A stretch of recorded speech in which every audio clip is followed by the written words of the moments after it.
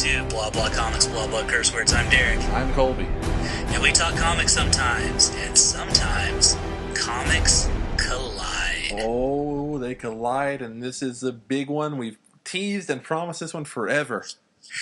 For those of you who've discovered us through our Night Nerd link in SoundCloud, this is actually a special feature we occasionally do on the Blah Blah podcast. We like to call the Comics Collisions. We talk to major creators, similar in... Oh, what's the line from Shakespeare? Stature? Starts with a V. I don't know. I don't really remember my Shakespeare.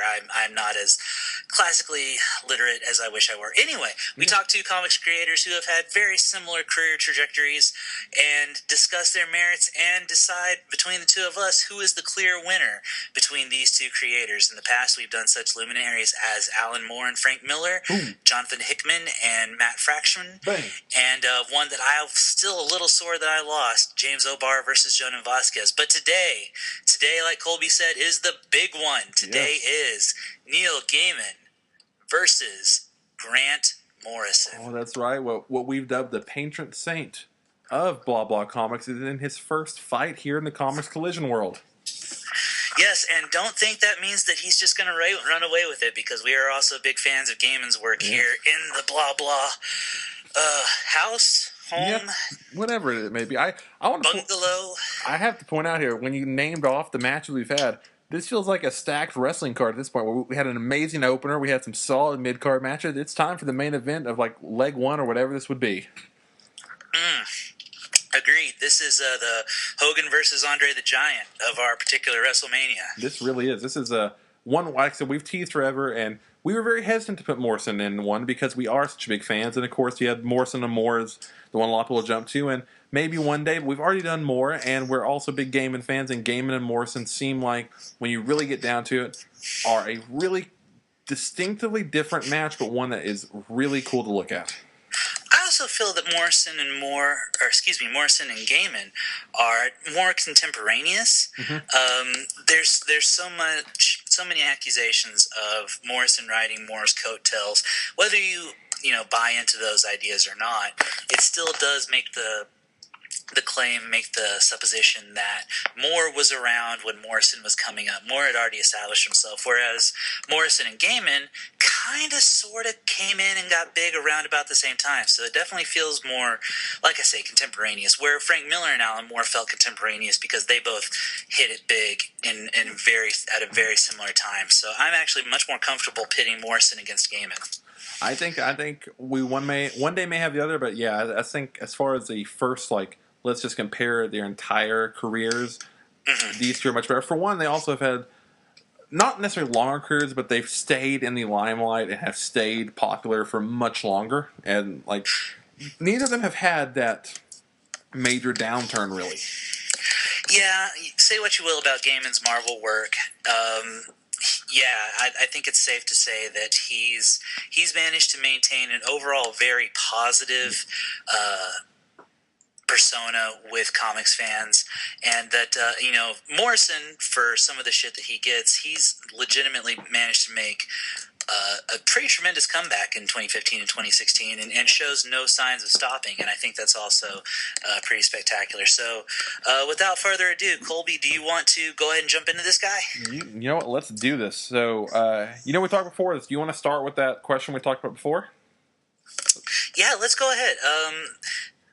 I think this is actually one of the breaking questions for these two characters. Who works better with an artist? Yes, which there's comparing these two careers. For one, these people are known very much for the writing style, but both their comics are mostly known, honestly, from a lot of people for their visual identity, because they stick out. Their covers, their work inside, they stick out not only with what they're saying, but how they look. I mean, Sandman covers alone, they're the reason why there are covers, are books of just the covers for Sandman. Absolutely. And one thing that I think breaks Morrison for a lot of people is his work, even on the page to be translated by an artist, can actually break the artist and who works on it. If you're not Philip Bond and if you're not Frank Quietly, there's a very good chance that you're just not going to get the handle on what Morrison is trying to do. I mean, Tony Daniel is a perfectly fine superhero artist. He's kind of crap, but he's the good kind of crap that's enjoyable to read. Mm-hmm. But his collaboration with Morrison on Batman was pretty terrible. I mean, all things considered, it was not great.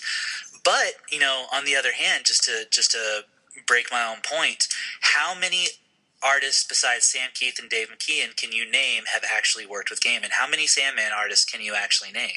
See, that is a big one for me, because even outside of that, there are a few people I can think of that work with Gaiman, but they're not synonymous. You don't have like you said, you don't go, oh, Gaiman Burnham, Gaiman Quiet, Morrison, Morrison Quietly, Morrison Burnham, Morrison, fill in the blank. Burnham, that was another name I left off the list.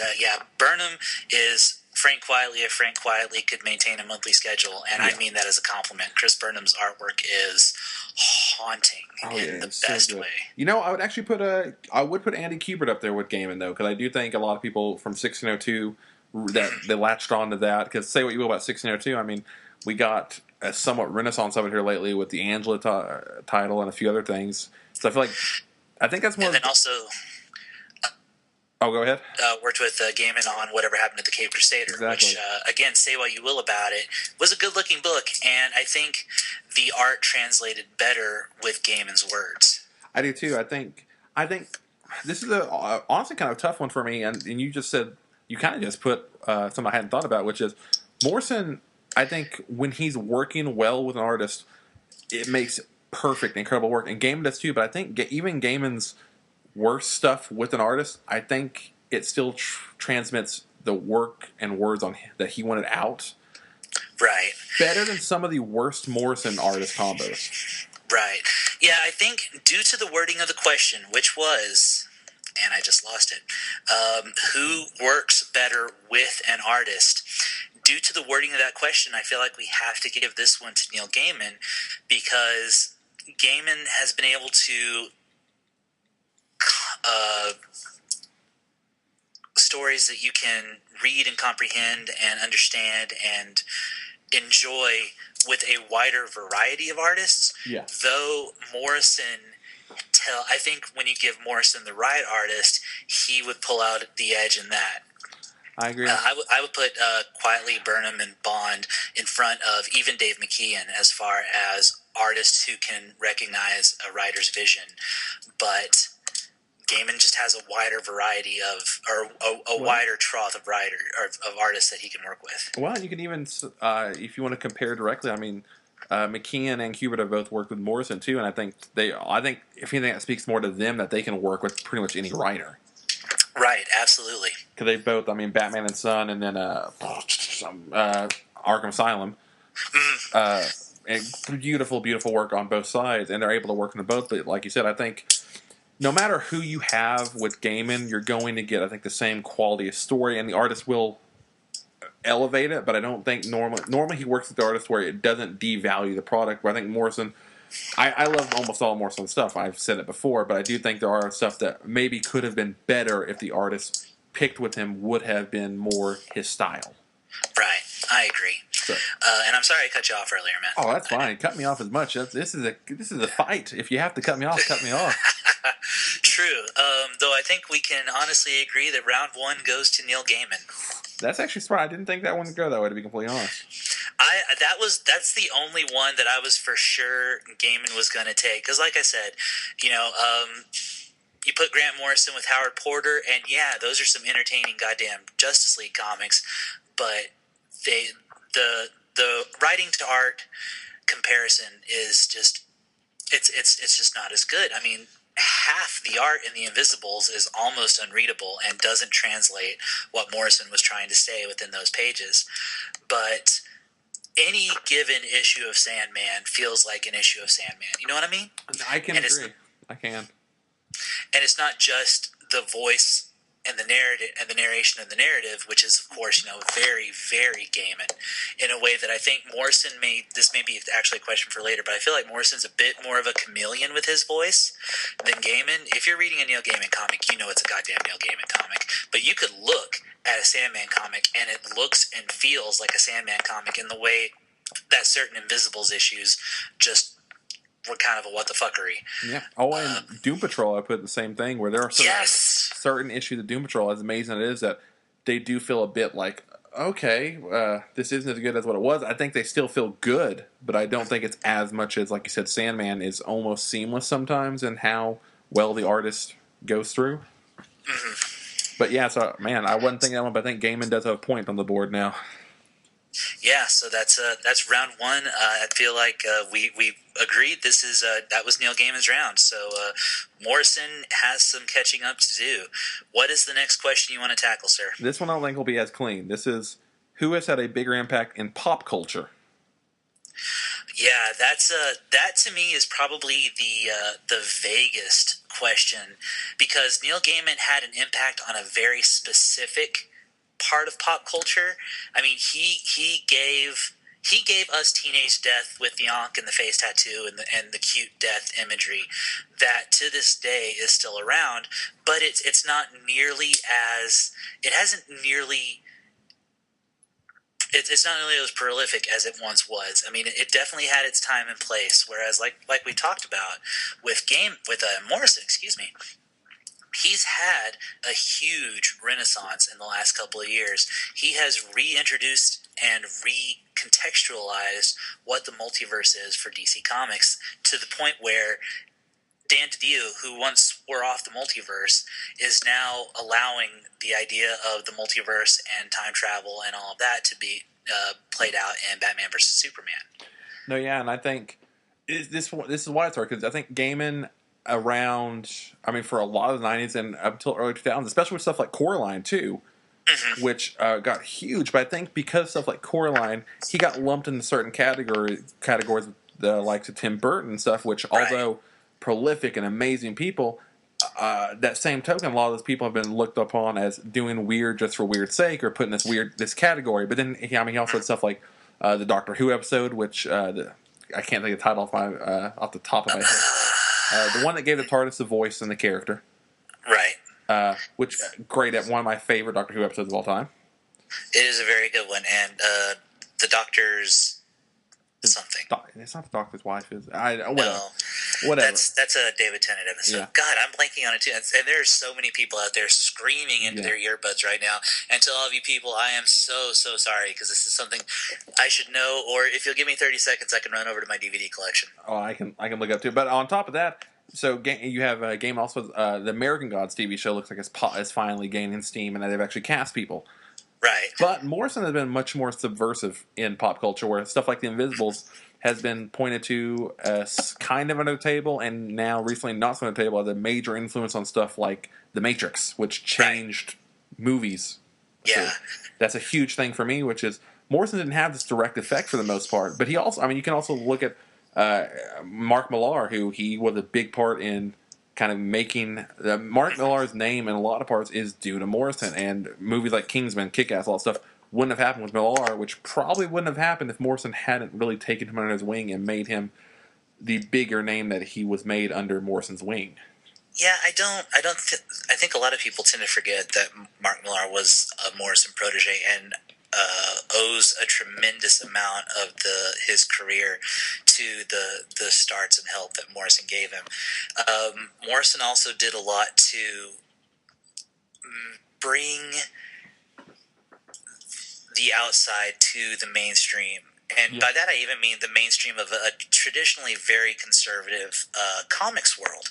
You know, he and, not Jamie McKelvey, the guy that wrote Shade the Changing Man. Peter Milligan, thank you. You know, they used to dress up in women's clothes and make out in clubs. They were, you know, they did the British pop stuff of the 80s and 90s.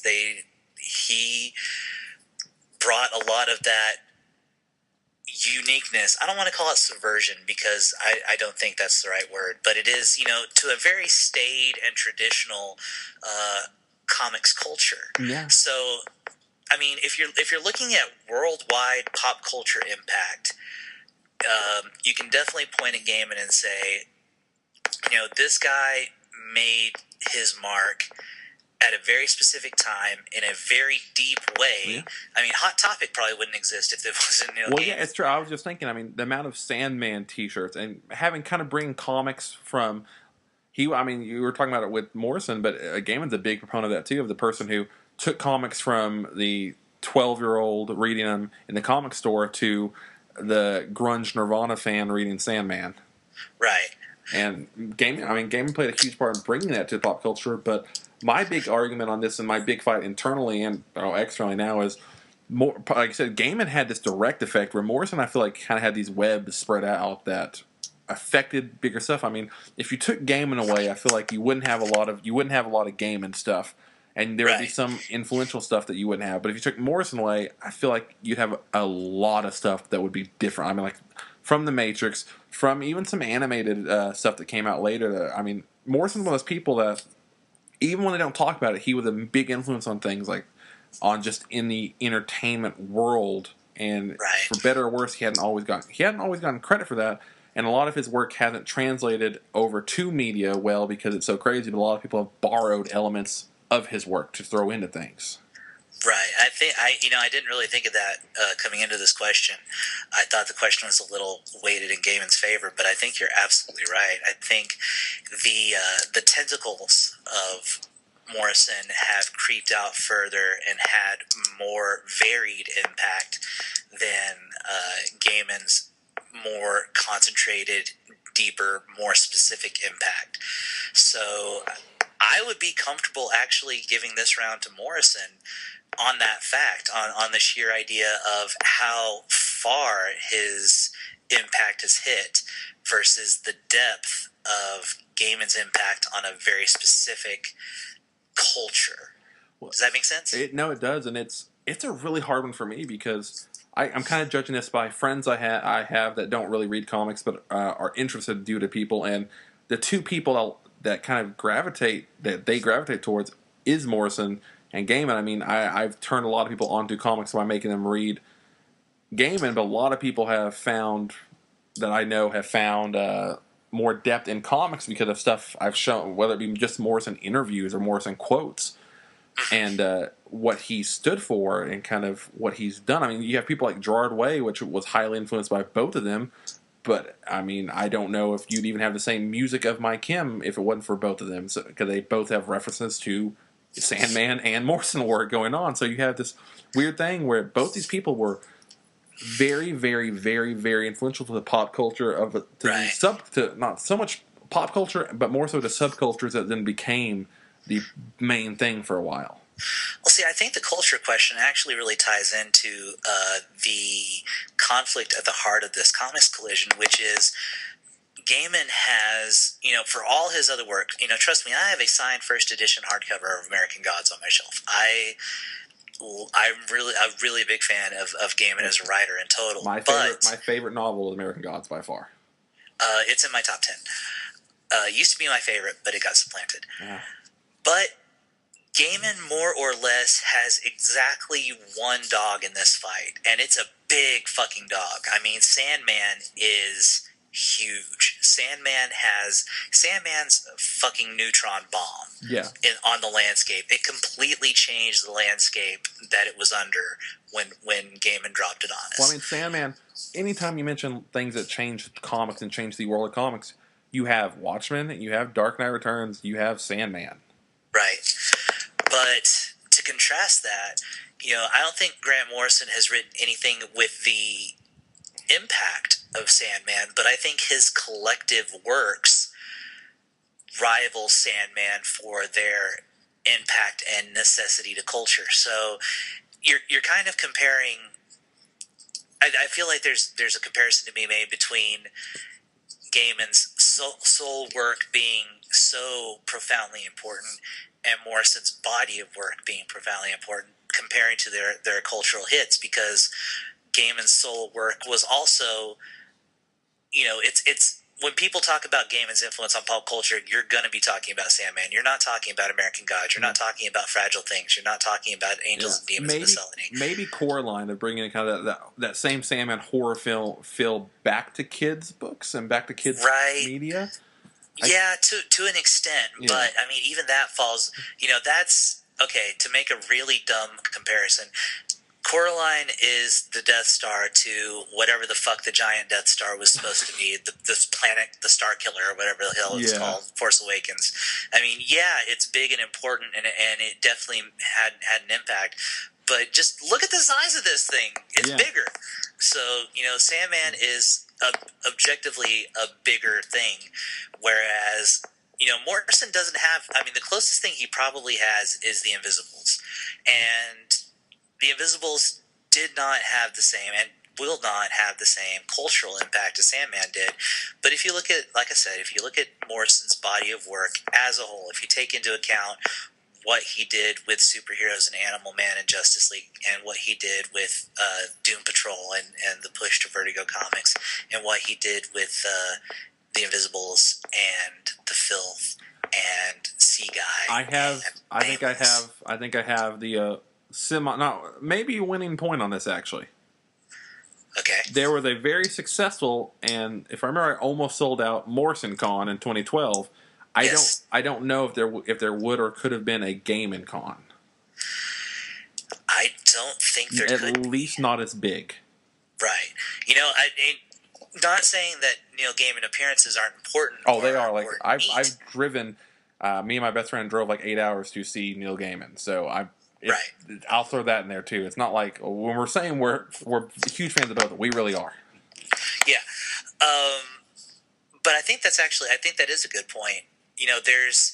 There's enough different cool shit associated with Morrison that I think the argument of cultural phenomenon could be laid at his feet in a slightly stronger position than you could say about Gaiman. Yeah, I'll agree with that. Like, I think, like I said, I think these are both people that have pretty much influenced these same groups of people, but they've done it in such different ways. Right. That I think Gaiman is kind of... Everybody likes Gaiman for the most part, and he has amazing work to do it too. Morrison, I think it takes... So for some people, it takes some more of a depth, but I do think there's... Especially in comics, especially when you look at what he's influenced, I think if you can lock onto it, there's almost more depth just because there are more layers to his... Like, not layers, but there's so much more. Just his body work is so huge, like you said. Just, you have people like the Wachowskis who look at Invisibles like, oh, we can take parts of that and make this. You have people like Gerard Way who looks at Doom Patrol like, oh, okay, that's awesome. I got to, do this. And those same people love Sandman, but it didn't necessarily influence him in the same way to make a similar product. It just kind of, it held gravity to them, but it didn't change what they would have made. Right. So I think for me, my vote goes for Morrison. All right, so I think we're agreed on that. So we've got 1 and 1. Sure. This is turning out to be a pretty excellent battle. I know. This is for one that a lot of people we've told about just said Morrison will win just because we're big Morrison fans. I'm happy we can set aside some stuff, and that's why Gaiman was the only one to settle on, because he's the only one in my book that I could be like, you know what? To put it in wrestling terms, like if Morrison has to drop the belt, it better be the Gaiman or someone like that. Right. Yeah. Absolutely.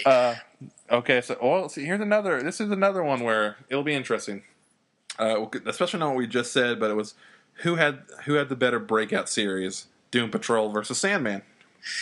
And oh god, I really hate to say this because I love Doom Patrol. I remember I was in college. It was probably 19, 20.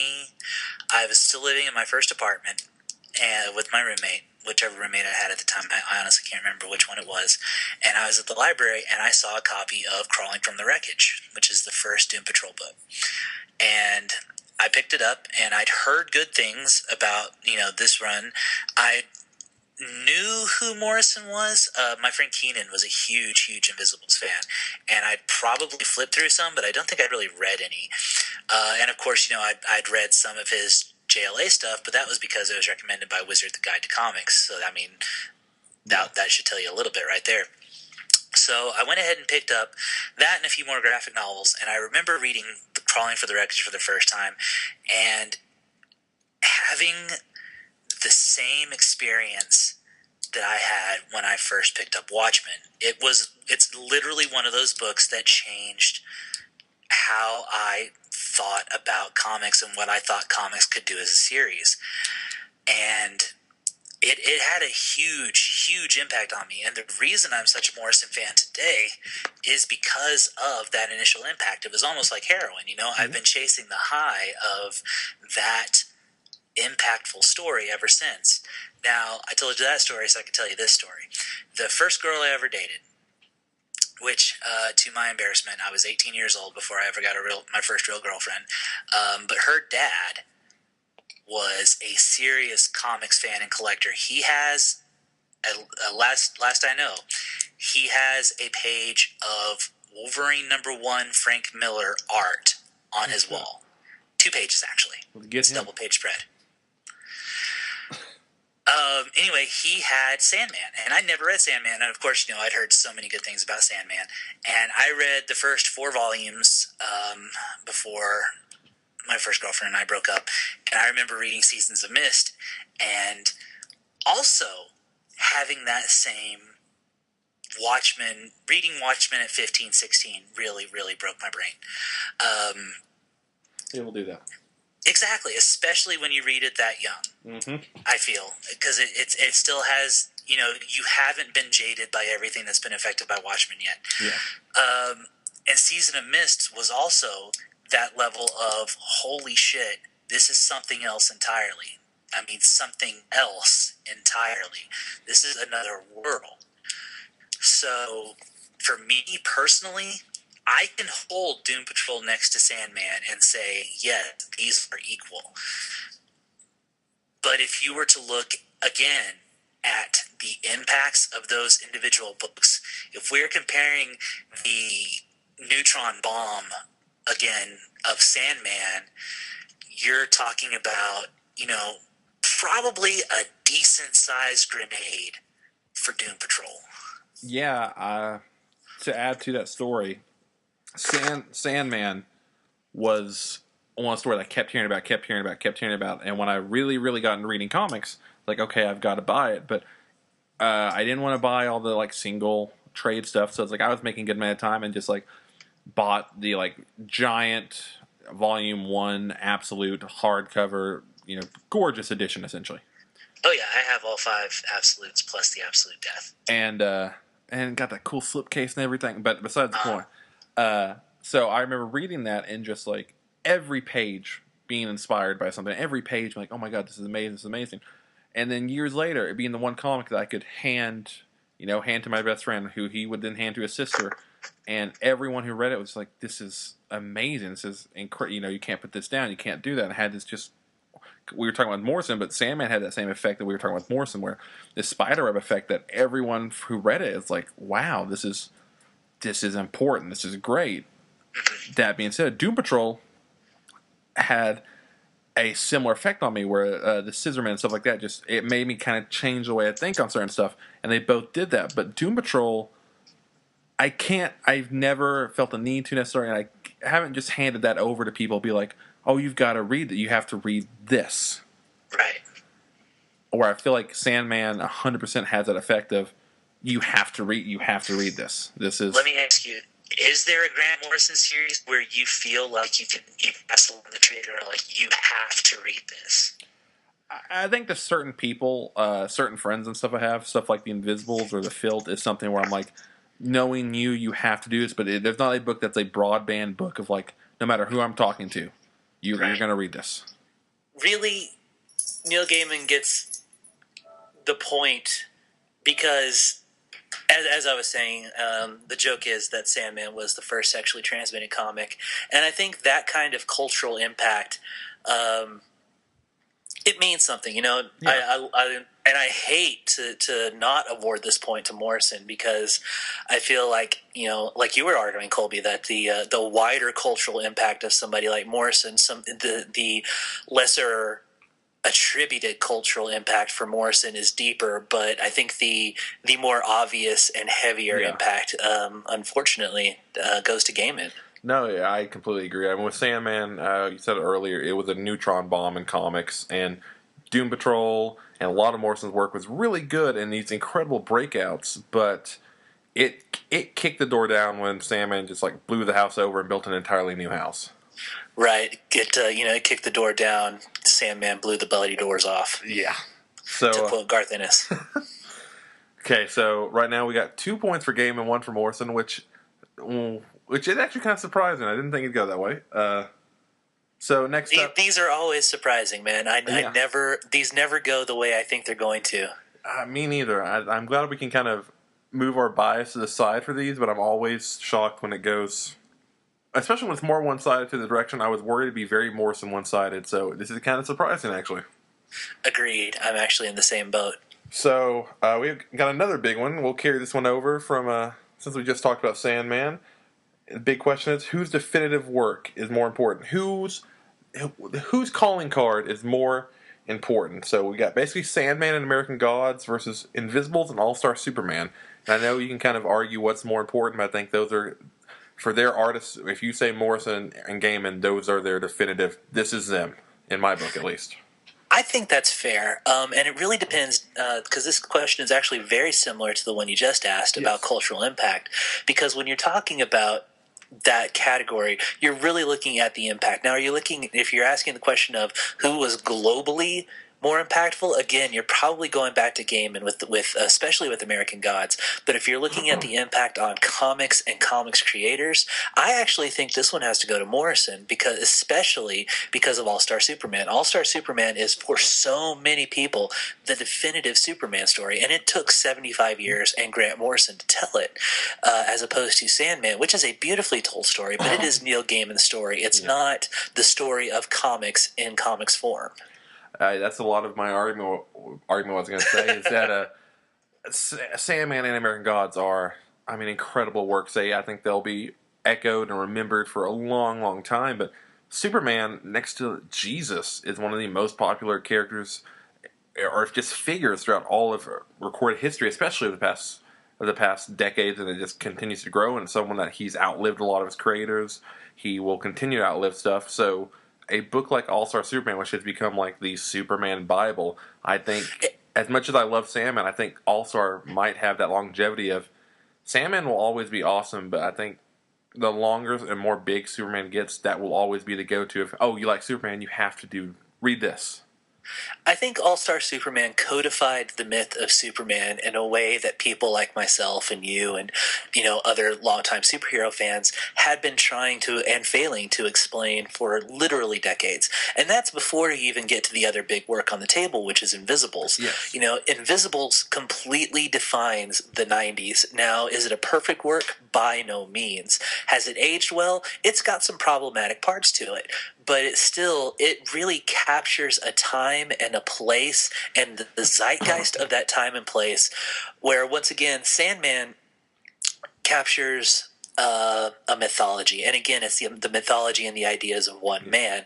The Invisibles is the zeitgeist of a generation. All-Star Superman is the zeitgeist of one of the most important fictional characters ever created.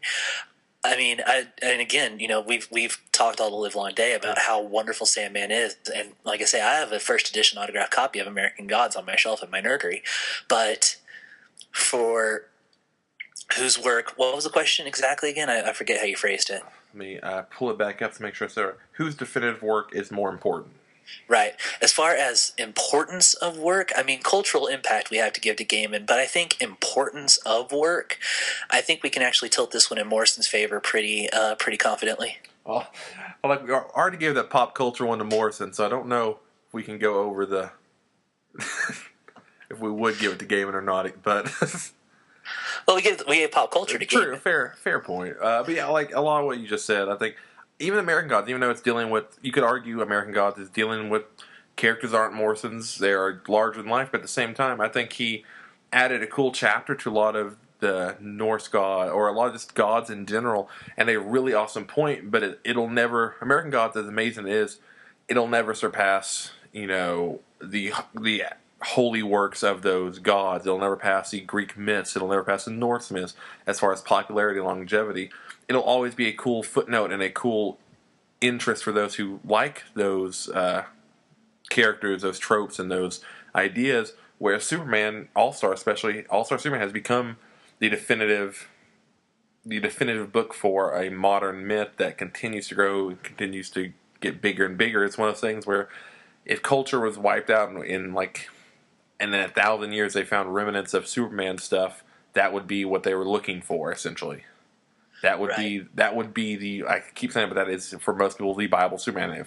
If you want to know, like you said earlier, if you want to see what Superman is at its best and what Superman represents and what Superman is in comics, that is where you go to. And Invisibles captured a lot of stuff. I think Invisibles and American Gods are on a lot of the same playing field, where I think they both captured a time and place, and I think they have resonance with a lot of people, but if people don't get behind it, they don't have the same resonance. Where All-Star and Sandman both have the same respect of, even if you don't like it, you can normally see why it's important, but All-Star, because it's just dealing with it was more important to a character that is more important than Sandman. And I love Sandman, that sounds bad, but there's a reason why it's been 20 years and we haven't had a Sandman or Death movie, and we've had, like him or not, two and kind of three Superman films, and we'll continue to get bigger and bigger, more like he's just going to be around bigger. So I think that if you have the definitive work for definitive character, that just is an automatic win for me, I think.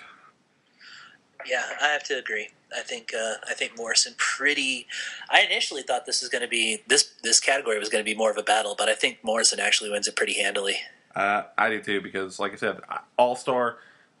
I mean, like if you were just arguing what's a better work, All-Star versus Sandman, that's a much, much tougher fight. But as far as what's more important in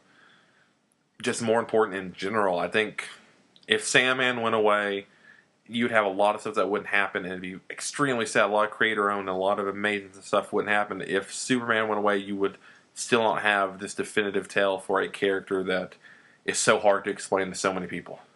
Right. I mean, crap. Agreed. Yeah, Superman's one of those rare characters that even people that love comics hate Superman. And oftentimes, yes. He's a hard sell for a lot of people, and that's one of the rare books, including myself and a lot of people, that's what won a lot of people over, and that's a very impressive feat. Yeah, it definitely it puts over the idea that I continue to harp on, and the idea that Superman is an aspirational figure. Superman is the figure that we're supposed to. We're not supposed to relate to Superman. We're supposed to look up to Superman. We're supposed to realize that this is a person who is better than us, but whose goodness is something we should strive to achieve. Like he said, at its most blunt. Which is funny because he was created by two Jewish guys out of Cleveland, but he very much has that Jesus aspect to him. He is better. He is capital G good, and that's really, you're not supposed to relate to it. It's really hard to relate to because you're not supposed to relate to it. You're supposed to aspire to it, and I think All-Star Superman really gets that message across.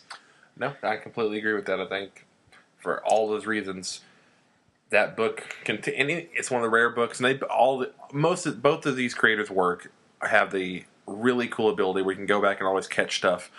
Superman titles in general, they're normally surface level for sad reasons. Yeah. All-Star is by far the deepest you can ever go on Superman. All-Star Superman, you can reread like scripture if you want to and find new stuff constantly. There are still fan theories that will never be solved, but people are 100% sure they're right, and the other people are 100% sure they're wrong, and that's amazing to have. Absolutely. Well, so we get to the final question then. Yeah, we're at 2-2 once again. We usually seem to swing it so that we have a good debate, healthy debate on our fifth and final question. But I think this feels legitimate. This feels like we've really hashed these questions out. No, I completely agree. These are, like, for those who want behind things, it's a long process to try to come up with questions that are fair to both people, because you can word things or put things in a very certain manner to where, of course, one artist or writer or whoever will come out on top. So it's hard to do these questions and not sound biased to someone. So I try not to, but I try to keep them bland but interesting, essentially. So the final one, which is, we talked about who's had a bigger impact in pop culture, whose breakout series is better, who works better with artists, who's got definitive work is more important. So this is a comics podcast, and we asked about pop culture, but we haven't asked the big question, which is who had a bigger impact on comics. Did we not? Was that not our first question? That was not. That was originally going to be the first question. Okay. Remember, we switched the artist, because the artist was originally the final question, and we switched that in bigger impact on comics. Right. Okay. I'm sorry. No problem. But yeah, because we did the bigger impact on pop culture, and right. Subtle difference, but important difference, I think. Yes, absolutely. Okay, you may want to edit that out. No problem. Yeah, I know. Okay, so bigger impact on comics. This is a tough one. This is why it's the last one, because even in my head right now, I've thought of this a lot, and I can see this from a million angles, essentially. I have to give it to Morrison, and I'll tell you why. Morrison stuck around. Morrison cares. Morrison loves comics. Morrison loves the medium of comics, and Morrison wants the medium of comics to be better. Capital letters, be better. You know, don't get me wrong.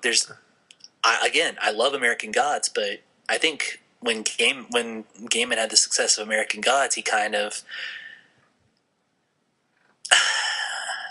I don't want to sound dismissive, but I do kind of feel like he gave up on comics, you know, as an art form. It wasn't the way he wanted to continue to tell stories. I don't want to get into the financial aspect of it. I feel like the best and cleanest way to say it is that Gaiman found a better way to tell his stories, and it wasn't comics, whereas Morrison has never walked away from the medium. Yeah, I mean, even his one book was all about comics. Right, exactly. It was somewhat of a half biography, half history of comics and how they related to him as a creator. You know, Grant Morrison lives, sleeps, breathes, and bleeds comic books. For all we talked about him not having the kind of scripts that are comfortable for artists to write, he still wants to create stories that have that visual side, that have the words and the visual impact.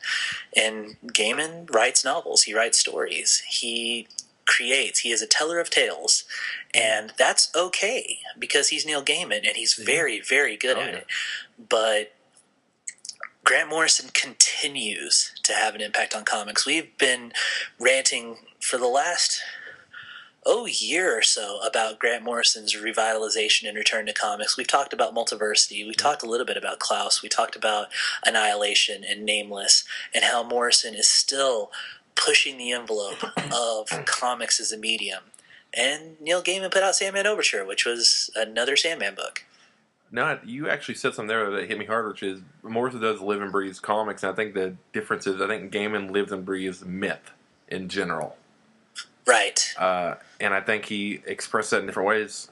And once again, as much as, like we've said a million times, but Sandman, what it did for comics and how much it changed cannot be overexpressed. I mean, it's amazing, but at the same time, Sandman is that one giant shot. He put it out there where he's put out a decent amount of comics work, but like you said, nothing's had that relevancy or big impact. Everything he does has a special feel to it, I'll grant that, but Gaiman's work in general, whether it be the 1602 stuff, whether it be Overture, Sandman, his Batman stuff, his like Mr. Punchy, it all pales in comparison to Invisibles, where Morrison he had a giant impact with books like Arkham Asylum, with Invisibles. I mean, like, he's had a huge impact on creator-owned. He's had a huge impact on original stories in general, had a huge impact on owned characters, on bringing new characters to big properties, and it's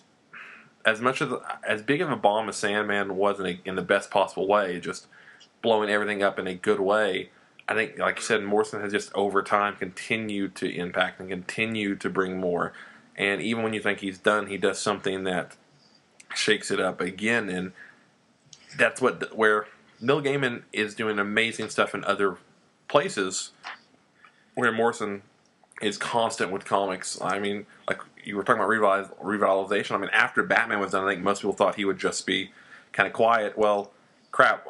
Wonder Woman Earth 1 just came out, and it's by far the number one top-selling original graphic novel, and just graphic novel for the past month of sales that's been out. They just put out the diamond sales, all that stuff for it. But it was number one by far. And it was also fantastic. Yes, and once again, it's going to bring certain people that wouldn't read Wonder Woman into Wonder Woman having another impact on Wonder Woman, where see the impact. That's true. Morrison, every title he touches has, whether people love him or hate him, that impact brings people to there. He changes stuff up to where he opens doors where I think Gaiman's, a lot of his work, allows people into... It allows people an excuse to read comics, but doesn't necessarily allow them an excuse to read comics other than his own. Right. If you'll forgive an incredibly stretched and tortured metaphor, Sandman was the Tunguska event. It was this one big giant thing that happened. Morrison's body of work is the Grand Canyon. Yeah.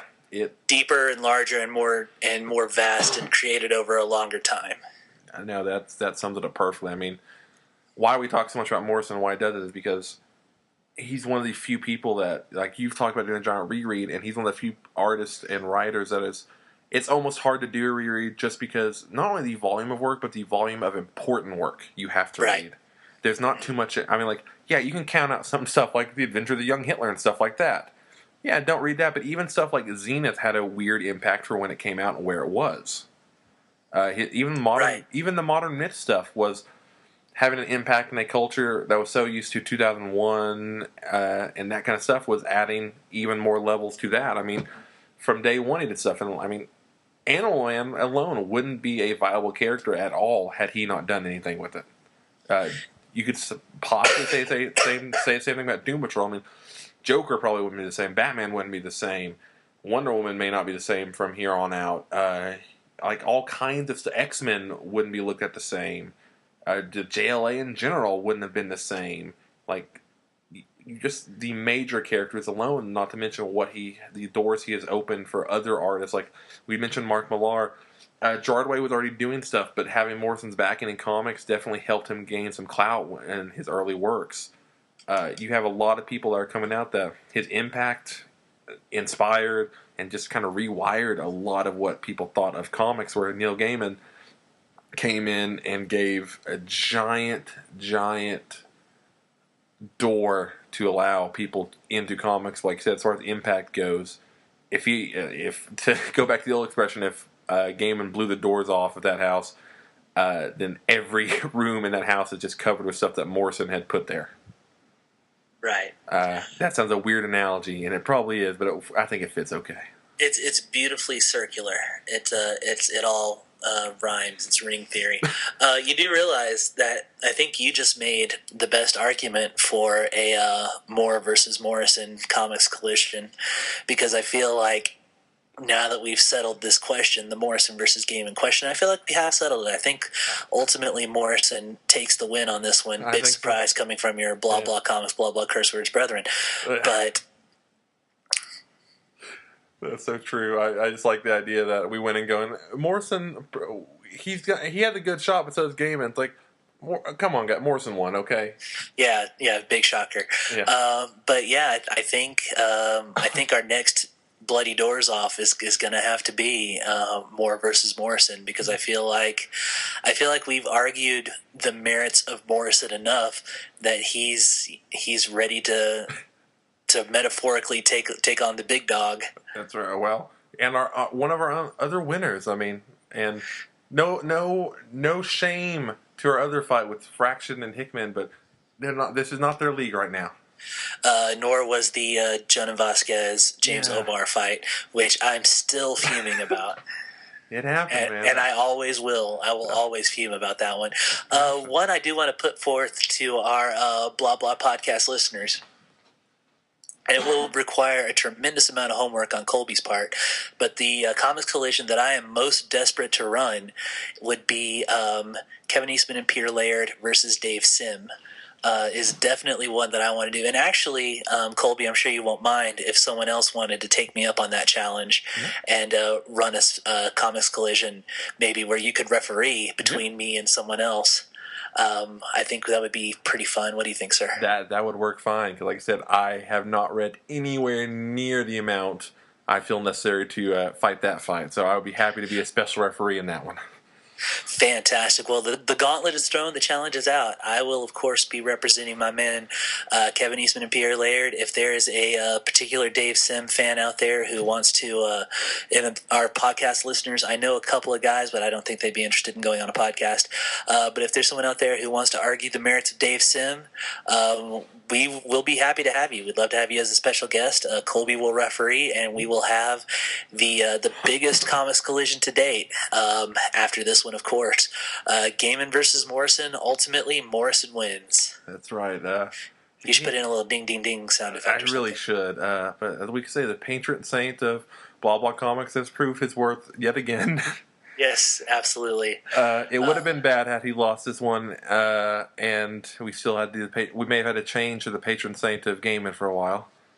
Yeah, maybe we could have had some kind of a false prophet idolatry going on for a bit. What I am worried is when we ultimately do, and it's not going to happen anytime soon unless people really super demand it. But ultimately, when we do Moore versus Morrison, I'm not so sure I like Morrison's chances. I do and I don't. I don't know. Like you said, this is because you can say a lot of the stuff for Moore that you said about Gaiman, except for Moore also has a lot of important work. Yeah, Moore's bench is so much deeper than Gaiman's. You get the ultimate feud of the magic beard versus the magic bald head. Ooh, that is exactly how we should pitch it too. I love it.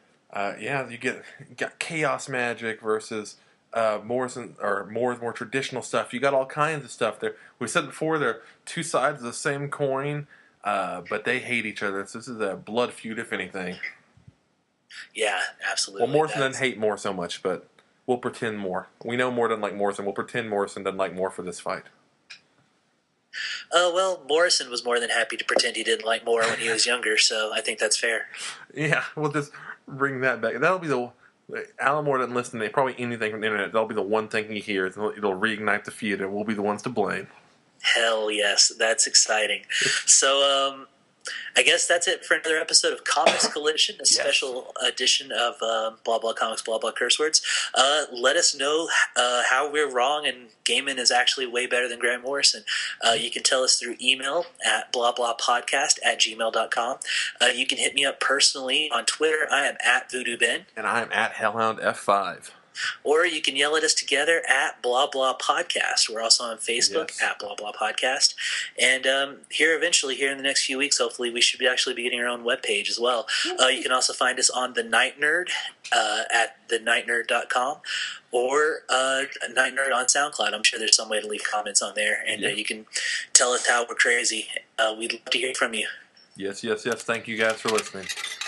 Yes, seriously, as always, love you guys. Hope you enjoyed the show, and good night. Yeah.